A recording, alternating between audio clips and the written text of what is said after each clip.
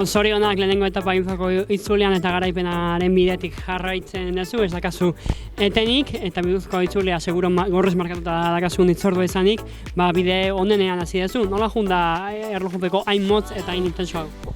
Bueno, egia esan bero asko bero asko egin du gaurko egunen, eta gogoz etorri gaz, ikusita lehen urten jende honatea zala eta ezin izan genuen irabazi, eta pixkat lehen urten irabazizunan denbora egenekan burun eta nola superatu dion guztua. Esperotako denboran beraz, diferentziak ere irekin dituzu aurkaren gandik? Ez dakit, ez da aldea asko gongo, 10 segundo baino gutxigo.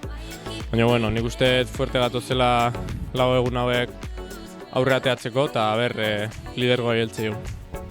Nola kudeatu behar duzu Gipuzkoako itzulia eta seguro behizkoa izango dezula etxeko etapa gura ando baina lehiatuko dana. Egia esan ekipo txukuna dakau eta zuk esan dezun bezala etapak oso polita dira eta iganden mintzat ondo ite deun edo ondo iteko aukera dako.